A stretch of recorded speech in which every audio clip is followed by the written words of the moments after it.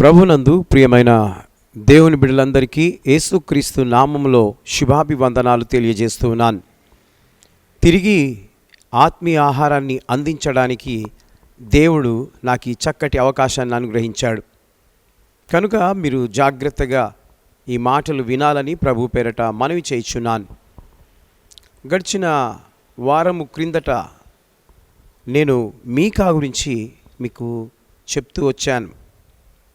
తిరిగి ఆ యొక్క భాగాలను నేను వివరించాలని కోరుతూ మీకు తెలియజేస్తూ ఉన్నాను. మీకా అనగా అర్థము యెహోవాను పోలిన వాడెవడు. ఈ యొక్క మీకా గ్రంథాన్ని రచన మీకాయే. సుమారు క్రీస్తు పూర్వము 760 సంవత్సరాల క్రితము ఈ ప్రవక్త ఈ మీకా గ్రంథాన్ని రాశాడు. మనము మొదటి భాగంలో దేవుని శక్తిని వివరించిన మీకా అని ధ్యానించాం. రెండవది పాపాన్ని ఖండించిన మీకా. ఇప్పుడు మనం ధ్యానించబోయే మూడవ భాగము తీర్పును గూర్చి నొక్కి వక్రీకరించిన మీకా. మీకా గ్రంథం 4వ అధ్యాయం 3వ వచనంలో ఈ విధంగా వ్రాయబడి ఉన్నది. నేను చదువుతాను, మీరు జాగ్రత్తగా వినాలని ప్రభు పేరట మనవి చేయుచున్నాను. ఆయన మధ్యవర్తి అయి అనేక జనములకు న్యాయము తీర్చును, దూరమున నివసించు బలము గల అన్యజనులకు తీర్పు తీర్చును. ప్రియమైనటువంటి దేవుని బిడ్డలారా, ఆయన అనగా దేవుడు ఏం చేస్తాడంట?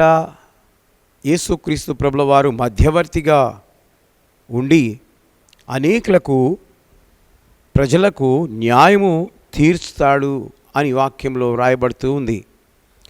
నిజమే, మనము చేసిన పాపపు క్రియలు, హేయమైన క్రియలు, విరుద్ధమైన పనులు, దానిని బట్టి దేవుడు తీర్పు తీరుస్తాడు. అది ఎలా తీరుస్తాడు? న్యాయంగా తీరుస్తాడు.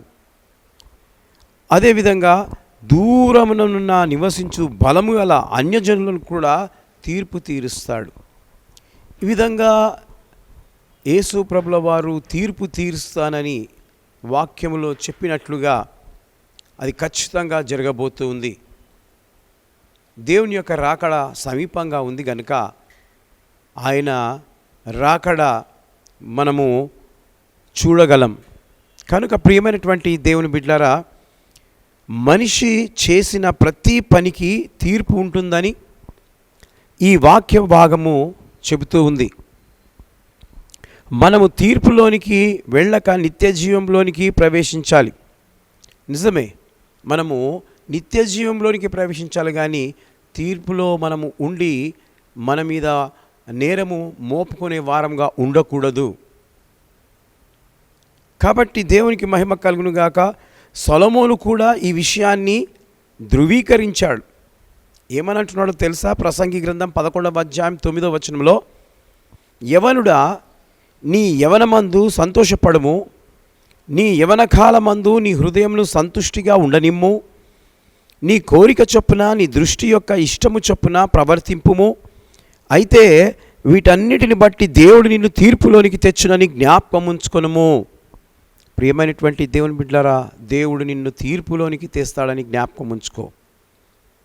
ప్రభువు నమ్ముకున్నావు, కానీ నీ ప్రవర్తన, నీ మాట, నీ నడవడిక, నీ ఆలోచన అన్నీ కూడా తీర్పులోనికి వచ్చే విధంగా చేస్తూ ఉన్నావు. అది జ్ఞాపకం ఉంచుకోమని సొలొమోను మహారాజు పూర్వము చెప్పాడు. కానీ ఇప్పుడు నువ్వు జరుగుతూ ఉంది, చేస్తూ ఉన్నారు, ప్రజలు చేస్తూ ఉన్నారు, యవనస్తులు చేస్తూ ఉన్నారు, వృద్ధులు చేస్తూ ఉన్నారు, నడిప్రాయం కలవారు కూడా చేస్తూ ఉన్నారు. పురుషులు చేస్తున్నారు, స్త్రీలు చేస్తున్నారు. కాబట్టి తీర్పు ఉంటుందని జ్ఞాపకం చేస్తూ ఉన్నాను. కాబట్టి జాగ్రత్త. నీవు ఏవేవి రకంగా చేస్తావో దానికన్నిటికీ తీర్పు ఉంటుంది. కాబట్టి నీవు జాగ్రత్తగా మెసులుకోవాలని ఈ మాటలు ప్రేమతో చెప్తూ ఉన్నాను. కనుక మనం చేసే క్రియలకన్నిటికీ తీర్పు ఉన్నదని భయము కలిగి జీవించాలి. మనము చేసే ప్రతి దానికి తీర్పు ఉన్నదని మనము గ్రహించాలి.